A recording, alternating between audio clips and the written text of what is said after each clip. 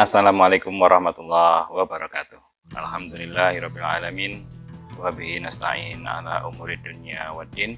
Wassalatu wassalamu ala asyrafil anbiya'i wal mursalin sayyidina Muhammadin wa ala alihi wa sahbihi ajmain amma ba'du. Baik, adik-adik sekalian, mari kita lanjutkan kuliah kita, dan pada kesempatan kali ini kita akan membahas tentang aksiologi ilmu. Yang mana pada kesempatan sebelumnya dan juga sebelumnya lagi saya telah menyampaikan bahwasanya dalam filsafat ilmu itu pembahasan yang paling utama itu ada 3, yaitu tentang ontologi, kemudian epistemologi, kemudian tentang aksiologi. Nah, ontologi ini dia atau bahasan utamanya adalah tentang hakikat. Nah, apa? Sedangkan yang kedua, epistemologi, itu bahasanya tentang bagaimana. Nah, yang pada intinya bagaimana kita bisa mengetahui sumber dari ilmu pengetahuan tersebut. Nah, kemudian yang ketiga, tentang aksiologi, itu tentang nilai. Intinya itu ya. Tentang nilai, yang mana pertanyaan utamanya yaitu untuk apa? Ilmu pengetahuannya itu untuk apa?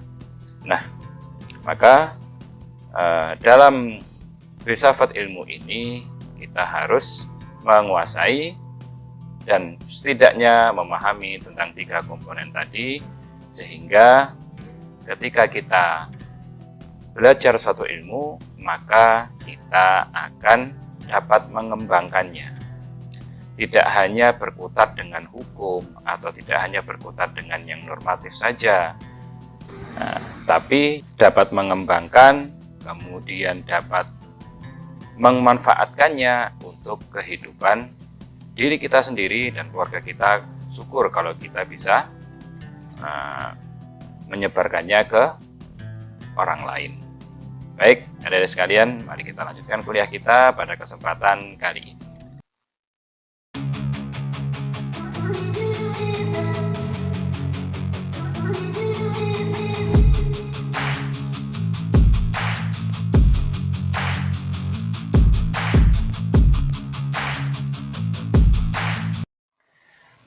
Nah, bahasan yang pertama kita akan membahas tentang apa itu aksiologi, gitu ya.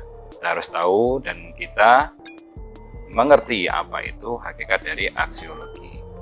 Secara etimologi, aksiologi berasal dari bahasa Yunani yang terdiri dari 2 kata, yaitu aksios yang berarti layak atau pantas, dan logos yang berarti ilmu atau studi mengenai. Jadi secara kasat bahasa ini dari etimologi ini bahwasanya aksiologi itu adalah ilmu atau studi gitu ya tentang layak atau pantas. Nah, secara istilah adalah studi yang berkaitan dengan teori tentang nilai atau studi segala sesuatu yang dapat bernilai atau memberikan manfaat. Nilai merupakan suatu fenomena tapi tidak berada dalam satu ruang dan waktu. Selain itu, nilai juga merupakan esensi-esensi logis dan dapat dipahami melalui akal. Jadi, untuk apa ini? Bernilai atau tidak ini? Ataukah di sini ada keharmonisan di sini? Nah, itu yang disebut dengan aksiologi. Sehingga ilmu pengetahuan itu tadi bermanfaat, kemudian dapat memberikan dampak yang besar bagi kehidupan manusia.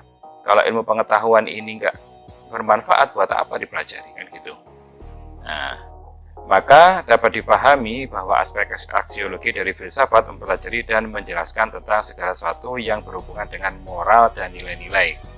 Nah, jadi ngomongin tentang apa? 1, baik buruk, benar salah, dan manfaat. Nah, itu yang dipakai dalam aksiologi. Nah, pertanyaan mendasarnya adalah untuk apa? Untuk apa kamu belajar ilmu ini? Untuk apa ilmu ini dikembangkan? Untuk apa? Dan lain sebagainya. Nah, gitu ya. Oke, selanjutnya. Ruang lingkup aksiologi. Yang mana di sini ruang lingkup ini apa saja sih cakupan dari aksiologi tersebut? Nah, aksiologi dalam wacana filsafat mengacu pada persoalan etika atau moral dan estetika atau keindahan. Jadi 2 ya. Yang dibahas tadi dalam aksiologi tentang etika dan estetika. Nah, satu, etika secara etimologi berasal dari kata etikos atau etos yang berarti adat, kebiasaan dan praktek. Secara umum, etika merupakan teori mengenai tingkah laku atau tindak tanduk perbuatan manusia, baik moral, perilaku, norma, dan adat yang dipandang dari aspek nilai baik dan buruk yang dapat ditentukan oleh akal. Jadi yang namanya etika itu adalah tindak tanduk perbuatan manusia yang mana itu berkaitan dengan moral. Nah, dan ukurannya adalah akal. Baik buruknya itu ukurannya akal, benar salahnya ukurannya akal. Gitu ya. Etika secara garis besar dapat diklasifikasi ke dalam ketiga bidang studi, yaitu etika deskriptif, etika normatif, dan mata etika.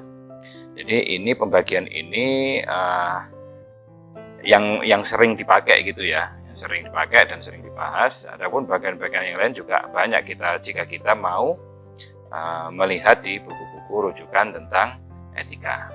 Nah, etika berarti ada 3 tadi ya. Kajian etika itu ada deskriptif, normatif, dan mata etika. Nah, yang pertama etika deskriptif, apa itu? Yaitu menguraikan dan menjelaskan kesadaran dan pengalaman moral secara deskriptif yang digolongkan dalam bidang ilmu pengetahuan empiris dan berkaitan dengan sosiologi. Ini mungkin agak susah ya dipahami. Nah, atau ini merupakan usaha menilai tindakan berdasarkan pada ketentuan atau norma baik buruk yang tumbuh dalam kehidupan bersama di dalam masyarakat. Jadi, usaha menilai tindakan moral gitu ya.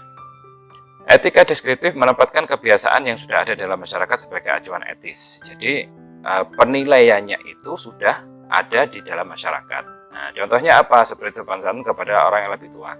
Jadi kita itu kan kalau orang Jawa itu sopan santun kepada yang lebih tua, dari bahasanya, bahasa bukan bahasa kasar, bukan bahasa yang untuk teman sebaya atau yang lebih kecil. Kemudian kalau lewat depan dia ketika duduk gitu kita nunduk gitu ya. Terus apalagi mendahulukan yang tua dulu, misalkan disuguhi makanan gitu, mendahulukan yang tua itu untuk makan dan lain sebagainya ya. Itu kan sopan santun kepada yang lebih tua. Dan itu menjadi kebiasaan yang ada di masyarakat Jawa. Nah, entah kita kalau dalam masyarakat Indonesia, misalnya konteksnya Indonesia, misalkan di Jakarta itu kan nggak ada kayak gitu. Nah, misalkan kalau kita di Jawa ada yang seperti itu dari bahasa, tindak tanduk, perlakuannya. Nah, maka itu disebut contoh dari etika deskriptif. Berusaha menilai, oh kamu nggak sopan, oh kamu sopan, oh kamu baik, oh kayak gitu baik, kayak itu buruk, gitu ya. Nah, selanjutnya yang kedua adalah etika normatif. Apa itu? Yaitu memberikan petunjuk atau penuntun dalam mengambil keputusan yang menyangkut baik dan buruk atau benar dan salah. Etika normatif berdasarkan diri pada sifat hakiki kesusilaan bahwa di dalam perilaku serta tanggapan-tanggapan kesusilaannya, manusia menjadikan norma-norma kesusilaan sebagai panutannya, seperti sifat individual, orangnya jujur. Nah, etika normatif itu jujur, kemudian tanggung jawab, kemudian disiplin, gitu kan. Makanya kalau di Jawa itu, ini kebiasaan perempuannya ya, kebiasaan perempuannya itu pagi udah bangun, disiplin ya. Jam 3 bahkan setengah 4 sudah bangun, nanti dia nanak nasi. Dulu ya, yang belum ada rice cooker kayak gitu ya, nanak nasi, kemudian ngerebus air, kemudian persiapan masak. Nanti yang laki-laki dia bangun subuh, sholat, langsung masih pagi-pagi itu berangkat ke sawah. Nah, itu etika normatif. Jadi istilahnya etika normatif itu adalah sifat individual, yaitu kejujuran, integritas, tanggung jawab, kemudian disiplin dan lainnya yang itu dianggap baik gitu ya. Nah, yang ketiga ada mata etika. Merupakan studi terhadap disiplin etika yang menyelidiki makna istilah-istilah normatif yang diungkapkan lewat pernyataan etis yang membenarkan atau menyalahkan suatu tindakan. seperti seorang anak yang sedang bermain menendang bola sampai memecahkan kaca jendela orang lain. Nah, dari sudut pandang anak tidak bisa disalahkan, dan dari sudut pandang pemilik merasa dirugikan. Hal ini tidak akan selesai sampai salah satu mengalah atau sama-sama maklum. Jadi maksudnya begini, mata etika ini dia itu harus netral gitu ya, berada di tengah-tengah. Dan contoh dari kesalahannya ini bukan orang besar dan orang kecil, orang yang sudah istilahnya dia itu bisa tahu baik buruk minimal ya, secara tidak langsung ya, Anda enggak. Nah, maka contohnya di sini adalah anak kecil. Anak kecil ini dia anak kecil, dua ya suka main-main lah, dan dia kalau dikasih tahu ya enggak bisa, gitu, enggak bisa. Nah, maka ketika bermain misalkan nendang bola kemudian kena tetangga, kena jendela tetangga dan pecah. Ini bagaimana? Nah, kalau dalam mata etika ini, dalam filsafat ilmu ini, dari mata etika ini, ya dia akhirnya di sini hasilnya kan tidak ada, semuanya harus maklum, kalau nggak salah satu ngalah gitu. Nah, karena mau nggak mau disalahkan tidak bisa, tapi merugikan orang lain kan gitu. Dalam artian kan pecah kacanya. Nah, maka di sini pembahasannya yaitu kalau hal ini tidak akan selesai sampai salah satu mengalah atau harap-harap maklum itu ya yang punya anak itu minta maaf orang tuanya, yang jendelanya pecah ya sudah, mau gimana lagi gitu, dia harus memaafkan, itu saja selesai. Ini dalam contoh mata etika. Tapi kan kalau dalam Islam kan enggak. Kalau dalam Islam yang salah siapa? Harus benar dan salah kan gitu. Yang benar, yang salah siapa? Ya orang tuanya yang anak kecil tadi. Kenapa kok enggak dijaga anaknya? Sama ketika hewan ternaknya dia lepas kemudian makan tanamannya orang lain, makan di taman bunga-bunga di tamannya orang lain, nggak bisa dong disalahkan hewannya kan gitu. Tapi pemiliknya yang harus mengganti. Itu kalau dalam Islam. Tapi kalau di sini filsafat ilmu ini ya dia tidak ada yang disalahkan di sini, tidak ada, kecuali sama-sama maklum. Nah, kalau tadi yang pertama ada yang baik, oh kamu baik, kamu buruk gitu ya. Yang kedua itu sifat yang ada pada diri individu manusia. Yang ketiga ini yaitu antara dua kejadian ini, yang mana salah satu ngalah ataupun memaklumi. Oke, selanjutnya ada tadi etika, yang kedua adalah estetika. Nah, apa itu? Berasal dari bahasa Yunani, aesthesis, ya, yang berarti pencerahan indrawi, penyerapan indrawi, pemahaman intelektual atau pengamatan spiritual. Nah, secara terminologi adalah ilmu yang membahas bagaimana keindahan, ketertiban, atau keharmonisan dapat terbentuk. Jadi ini tuh indah, ini menimbulkan keindahan, makanya dipertahankan. Nah, serta bagaimana dapat merasakannya, dirasakan. Sebuah keindahan yang sudah terbentuk tentunya harus dapat dirasakan oleh banyak orang. Nah, itu namanya estetikanya, nilai estetikanya. Nah, estetika bersifat subjektif, tergantung pada pengalaman, pemikiran, dan rasa seseorang pada sebuah objek. Nah, jadi namanya kalau kita merasakan kan bisa aja dingin itu senang bagi saya, tapi kalian nggak senang. Bisa aja gerah itu kalian senang, saya nggak senang. Nah, gitu kan? Berarti subjektif kan ini. Nah, tergantung siapa yang merasakan. Gitu. Nah, contoh pertunjukan drama kolosal. Pertunjukan drama kolosal itu nggak semua senang loh, tapi kan tetap ada dia. Padahal cuma gitu-gitu dong. Gitu loh. Ini bagi orang yang nggak senang kan gitu. Cuma gitu-gitu dong. Apa nggak keren, cuma ceritanya ya misalkan kerajaan, terus caranya cuma di panggung kayak gitu, apa ini. Tapi bagi orang yang mendalami seni dia bagus gitu loh, punya nilai estetik, menilai keindahan. Terus selanjutnya kesenian daerah. Kesenian daerah ini macam-macam ya. Kesenian daerah ini macam-macam, dari Ponorogo, kemudian jaranan, kemudian apalagi ondel-ondel misalkan gitu. Tapi kan orang kalau melihat ngapain orang kayak gitu kan, kayak gak ada kerjaan aja gitu loh. Ini bagi orang yang nggak tahu estetika gitu. eh, kesenian daerah yang lain-lain lah, intinya masih banyak ya, wayang kulit gitu. Kalau di anu, apa gunanya gitu loh. Buat apa malam-malam kayak gitu wayang kulit gitu kan? Ceritanya juga kerajaan-kerajaan tidak jelas gitu.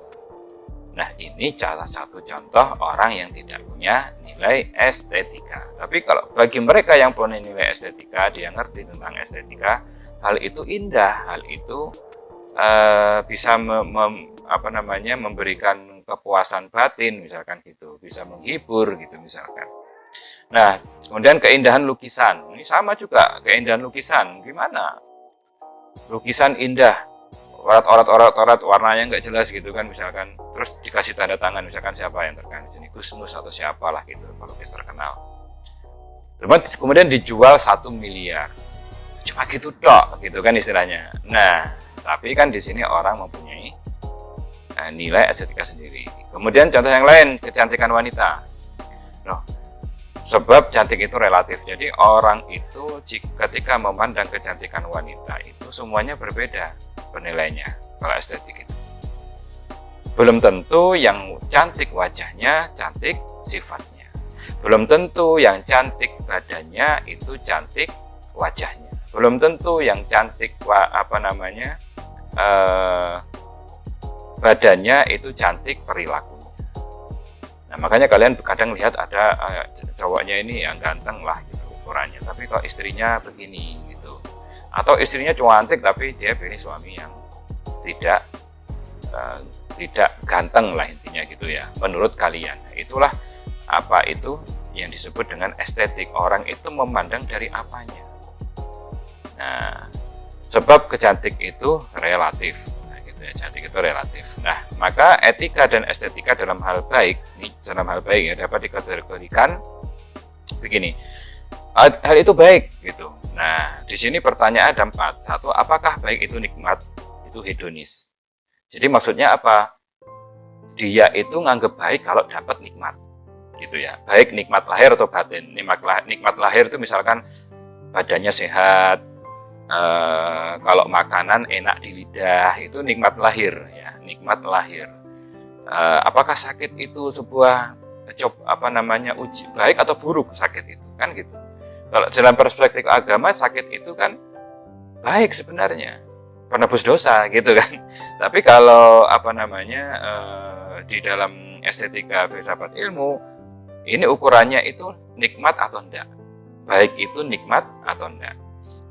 Lahir, dari segi lahiriah, yaitu tadi badannya saya seger, terus misalkan wangi, ruangannya wangi, misalkan gitu. Atau masakannya enak di lidah gitu kan, dan lain sebagainya. Nggak capek, itu kan hedon gitu. Hedon kan seneng, kamu bajunya baru terus kan seneng, sekali pakai buang seneng, milih bajunya ganti terus seneng, itu hedonis. Baik, seneng itu baik lahiriah maupun batin ya. Batin itu ya macam-macam, sedih dia nggak sedih, dia nggak susah, dia nggak apalagi macam-macam. Itu kejadian dari nilai hal sebuah itu baik atau tidak baik. Nah, gitu ya, dari baik. Yang kedua, baik. Apakah baik itu dilihat dari tujuannya? Eudonis. Dalam artian, baik tidaknya sesuatu itu, baik buruknya dilihat dari tujuannya. Tujuannya buat apa ini? Berarti itu baik. Kalau tujuannya baik, dia baik. Kalau niatnya baik, berarti hal itu baik. Nah, kemudian yang selanjutnya, yang ketiga, apakah baik itu dilihat dari manfaat kepada masyarakat atau utilitaris? Dalam artian di sini, baik itu dapat dirasakan oleh orang banyak atau tidak? Dapat dirasakan oleh masyarakat orang banyak atau tidak? Kalau baiknya itu hanya untuk diri sendiri, kalau hal itu tidak hanya dirasakan oleh dirinya sendiri, berarti tidak baik. Menurut yang kedua ini. Kemudian menurut yang ketiga ya, maaf. Kemudian yang keempat, apakah baik itu jika berguna? Nah, ini adalah pragmatis, gitu ya. Sama seperti teori kebenaran pragmatis. Jika ini berguna, maka baik. Jika teori kebenarannya berarti kalau ini berguna atau ada manfaat atau menimbulkan kepuasan dan lain sebagainya, itu berarti benar. Kalau di sini itu berarti baik. Nah, gitu. Ini Ini kan ukuran baik buruknya. Oke, selanjutnya kita akan membahas tentang teori nilai. Oke. Nah, wacana aksiologi merupakan salah satu bagian penting dari filsafat yang membahas dan menerangkan terkait persoalan nilai. Mengapa sesuatu itu dinilai baik atau buruk, dan nilai indah atau tidak indah, serta berhubungan dengan nilai-nilai etika dan estetika. Jadi ilmu pengetahuan bukan hanya bersifat teoritis semata, melainkan juga berdampak praktis secara fungsional dalam kehidupan umat manusia. Ya jelas dong, aksiologi inilah penentunya gitu. Yang tadi kan ontologis itu apa ini hakikatnya. Yang kedua, bagaimana mencari sumbernya, bagaimana menyelidikinya, dan lain sebagainya. Yang ketiga, untuk apa. Nah sekarang yang kedua ini sudah dilakukan, kalau untuk apanya? Ya enggak untuk apa-apa, ya untuk jahat sama orang, ya untuk ini, ya berarti itu buruk gitu ya. Nah, berguna enggak dalam kehidupan umat manusia? Nah gitu ya. Dalam wacana aksiologi terdapat 3 macam teori mengenai nilai. Oke, ini ya, teori tentang nilai. 1. Teori objektivitas nilai. Teori ini adalah teori sudut pandang yang menunjukkan bahwa nilai adalah objektif dalam arti nilai. Nilai ini dapat secara konsisten didukung oleh argumentasi yang cermat dan rasional karena merupakan yang terbaik. Nilai, norma, dan cita-cita adalah elemen yang ada dalam objek atau dalam realitas objektif, atau diberikan kepada objek melalui daya tarik. Contoh, bukan berarti murid yang tidak lulus ujian itu bodoh. Jadi kalau kita mau objektif, setiap manusia itu dia tidak ada yang bodoh, kecuali memang cacat mental gitu ya. Bahkan yang cacat fisik pun ya belum tentu bodoh. Nggak semua murid itu bodoh. Apa nggak semua yang lulus ujian itu tidak lulus ujian itu bodoh? Enggak. Dia hanya tidak mampu di bidang akademik saja, tapi di luar itu dia bisa survive, dia mampu, dia tidak bodoh. Nah, gitu loh. Jadi kalau teori nilai objektivitas harus objektif, kita melihat sesuatu dari sudut pandang manapun. Harus begitu kalau mau menilai seseorang. Nggak bisa sampean menilai seseorang itu misalkan dari apakah dia itu tidurnya mendengkur saja gitu. Nilai seorang berarti orang itu karena tidurnya mendengkur dia itu berpenyakit misalkan gitu, ya enggak. Ya kan mau memilih jodoh. Nah, kalau kita nggak pakai pesannya Nabi yang istilahnya lihat agamanya dulu, lihat dan lain sebagainya, itu yang pertama dilihat dari agamanya dulu, ya sudah. Ya, kita bisa menentukan nilai itu dari fisiknya, tampangnya, kemudian intelektualnya, kemudian yang dilihat awalnya kan itu fisik tampangnya, kemudian dia sugih atau enggak, kaya atau enggak, padahal enggak tahu sifatnya, enggak tahunya. Kita harus melihat itu semua gitu ya. Oke, selanjutnya yang kedua, teori subjektivitas nilai, yaitu pandangan bahwa nilai-nilai seperti kebaikan, kebenaran, keindahan tidak ada dalam dunia real objektif, tetapi merupakan perasaan-perasaan, sikap-sikap pribadi, dan merupakan penafsiran atas kenyataan. Nilai tergantung pada dan hubungan dengan pengalaman manusia tentangnya. Nilai tidak memiliki realitas yang independen. Jadi istilahnya nilai-nilai itu hanya perasaan-perasaan saja, hanya penilaian-penilaian saja, sikap-sikap pribadi. Contoh, seorang menawar barang yang tidak dijual dengan harga tinggi atau ditukar dengan barang mewah. Nah, ini subjektivitas itu ini ya. Contohnya nilai subjektivitas. Saya misalkan kalian punya ayam jago gitu kan. Bagi saya ayam jago kalian itu bagus, kemudian bernilai tinggi, kemudian entah saya melihatnya dari mana. Maksudnya kalian tidak tahu saya melihatnya dari segi apanya, kan tidak tahu. Misalkan saya melihatnya dari bermacam-macam lah. Nah, itu nggak sampean jual gitu ya, cuman kalian pelihara, cuman karena saya senang, kemudian saya menawarkan gini, Mas, itu saya tukar dengan sepeda motor saya, padahal sepeda motor saya nilainya itu katakan 30 juta. Nah, berarti ini subjektif saya itu. Saya menilai ayam itu subjektif saya. Ini berlaku pada penghobi biasanya ya. Seperti ini berlaku pada penghobi. Dia nyebut harga itu ya sekenanya. Belum tentu yang memang penghobi misalkan ikan koi, kemudian apalagi penghobi ikan arwana gitu kan, atau misalkan macam-macam lah. Nah, berdasarkan nanti kalau orang Chinese ya, itu apa yang dipandang, dari sudut apanya yang dipandang. Nah, itu adalah subjektif karena menurut dia saja.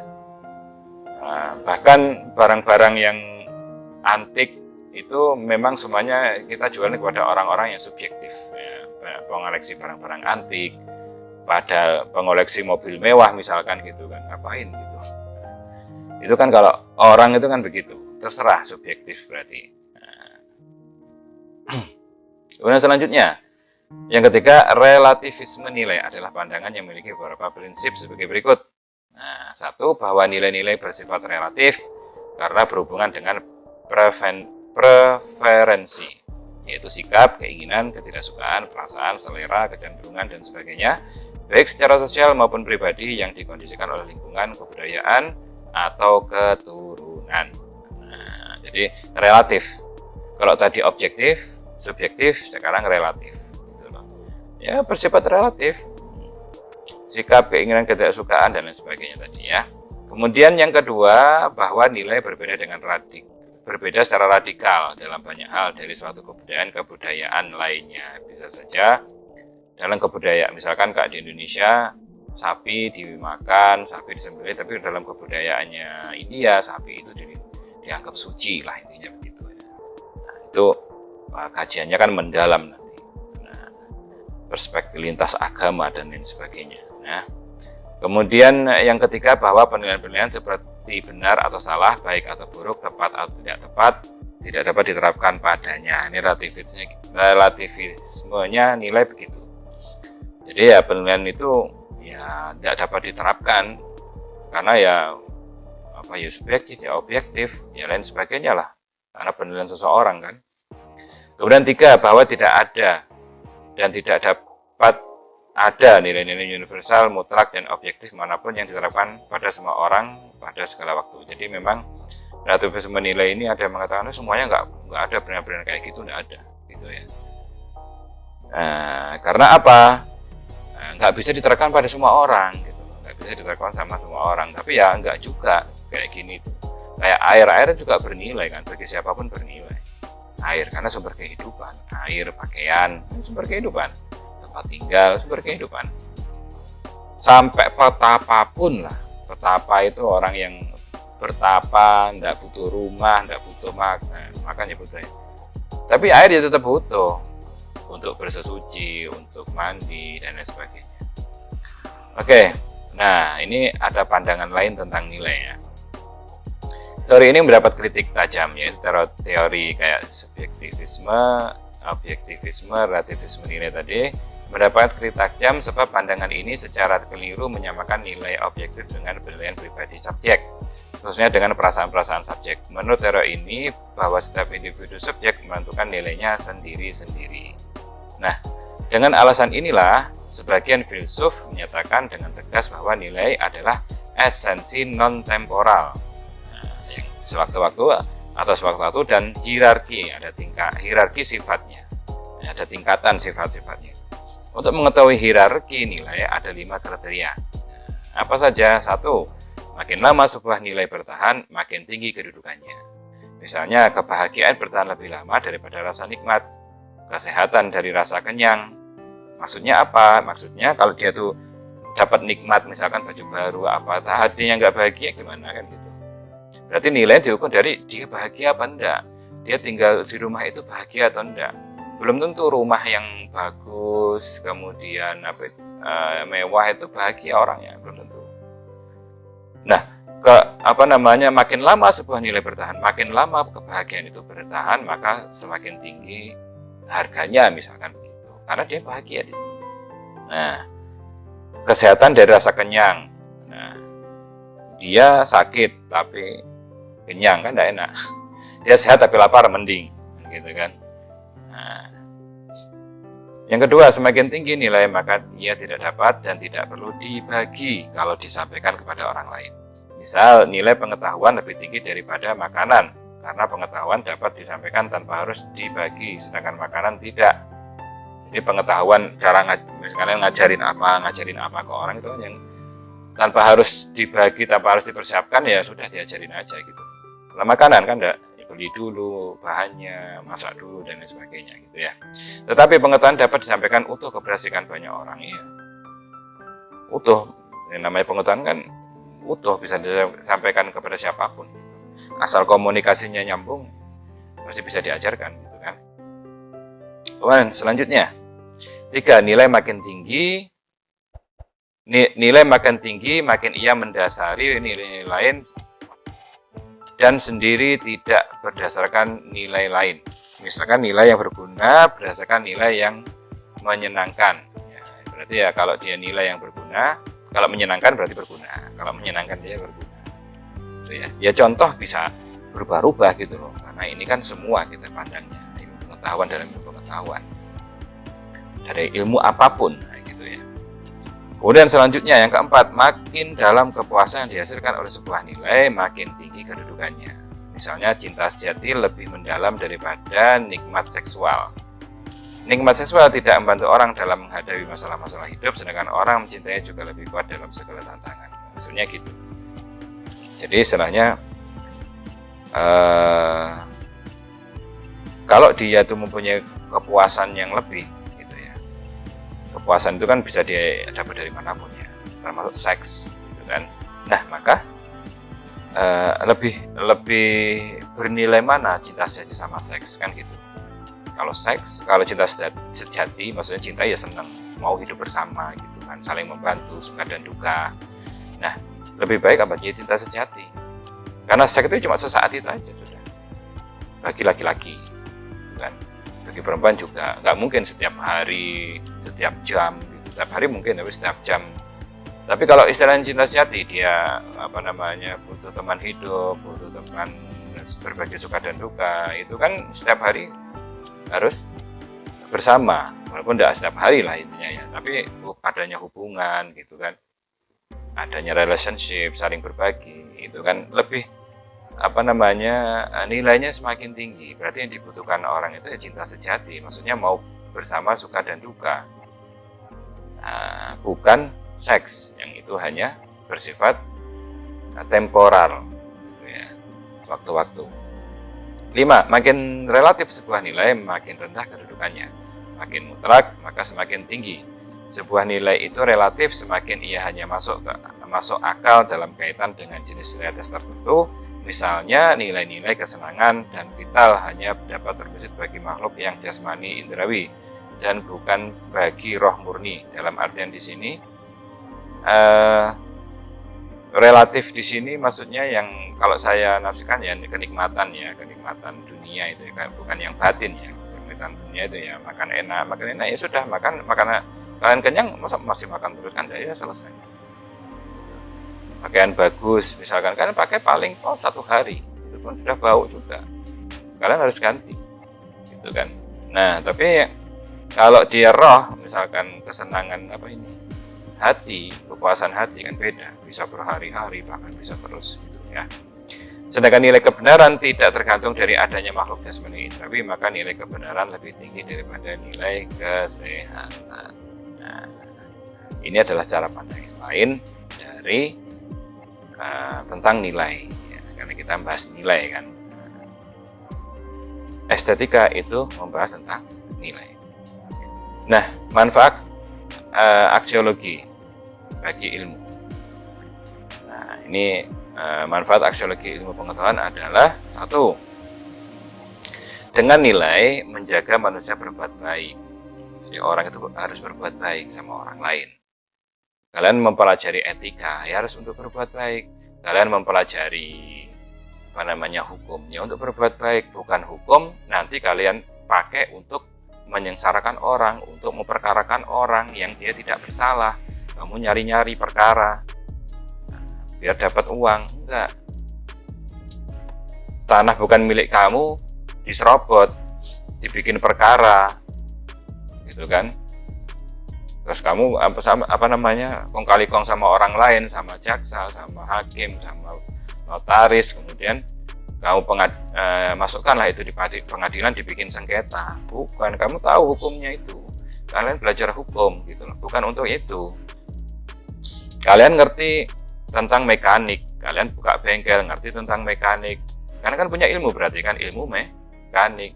Tapi ada orang datang, oh ini harus ganti ini, padahal tidak harus diganti. Oh ini harus begini, padahal tidak harus. Semuanya biar apa? Biar bengkel kalian itu pemasukannya lebih. Nah itu kan tidak baik, bohong. Yang kedua, manusia menjadi ramah dengan lingkungan. Nah segala sesuatu ya harus diselaraskan gitu. Jangan buang sampah sembarangan, jangan istilahnya kalian punya pabrik buang limbah sembarangan. Kemudian apa lagi? Kalian mukul-mukul kentongan sembarangan, ganggu orang. Tidak ramah gitu. Nyetel musik keras-keras, ngapain? Walaupun skalanya itu misalkan kalian kos gitu, gitaran sampai malam, kemudian ketawa-ketawa, rokokan dan segala macam nggak jelas gitu, kan ganggu orang lain. Kecuali kalian itu tempatnya eksklusif gitu ya, nggak ganggu orang lain, silahkan. Nggak ramah, harus ramah lingkungan juga. Kalian habis nebang pohon di hutan, jadi tanami lagi gitu ya. Kalian habis tambang ya gitu, menambang pasir, menambang yang ada di bumi, terus kalian tinggalkan aja lubang-lubangnya di situ, nggak dikembalikan lagi. Nah gimana? Saling menghargai antar manusianya. Kalian belajar ilmu juga untuk saling menghargai dong. Jangan merasa paling tinggi. Kalian belajar ilmu untuk mendominasi orang, agar orang itu tunduk sama kalian, agar orang itu tunduk, manut, takut gitu kan. Nah buat apa kalau nggak saling menghargai antar manusia? Mentang-mentang kita profesor doktor misalkan, atau mentang-mentang jenderal punya ilmu militer yang tinggi, terus sama orang di luar, sama tetangga-tetangganya nggak mau gabung gitu ya, nggak mau menghargai gitu, meremehkan, buat apa? Kemudian kemampuan kita dalam teknologi tidak untuk menghancurkan orang, mendominasi orang dan keburukan lain. Nah, dalam teknologi kesehatan, kalian belajar kesehatan, ngerti tentang virus-virus, akhirnya bikin virus lah itu, akhirnya disebar ke orang, akhirnya orang beli obat kepada kalian karena kalian lah yang buat virusnya. Orang sakit buat obat, belinya obat sama kalian. Apa enggak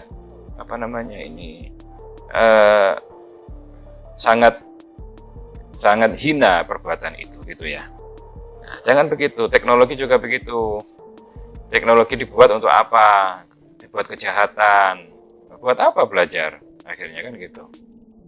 Nah, untuk apa kamu belajarin? Oh, ternyata untuk menghancurkan manusia, untuk mendominasi manusia, untuk agar manusia itu tunduk pada kita, untuk mengeruk keuntungan finansial dari orang lain.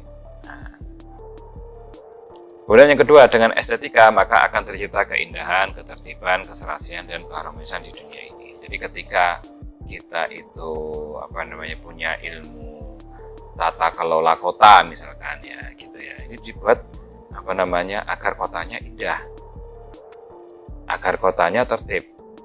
Kita punya ilmu lalu lintas gitu ya, agar gimana kota kita tertib gitu. Lalu lintasnya dibuat, batas-batasannya dibuat, rambu-rambunya dibuat yang pas di daerah-daerah tertentu gitu kan. Nah, jadi semua itu akhirnya tertib, indah, serasi gitu loh. Nah, misalkan kalian nanam seenaknya sendiri, membuat hutan seenaknya sendiri. Memanfaatkan dari hasil hutan itu untuk kepentingan sendiri dan tidak menanaminya lagi kan, ya tidak bagus kayak gitu. Jadi secara estetika juga tidak baik. Nah inilah adik-adik sekalian dapat saya sampaikan pada kesempatan kali ini. Aksiologi ini penting karena apa? Karena ilmu yang kalian dapat itulah nanti digunakan untuk apa gitu loh. Percuma kalian pinter, kalian sekolah sampai tinggi, akhirnya apa? Yang tujuannya nanti cuma untuk menghancurkan atau mengeruk keuntungan pribadi atau untuk membuat orang-orang itu sengsara atau merusak keindahan, keharmonisan dan ketertiban, akhirnya apa? Yang seperti itu tidak ada manfaatnya. Oke, demikian dapat saya sampaikan pada kesempatan kali ini. Kurang lebihnya mohon maaf. Assalamualaikum warahmatullahi wabarakatuh.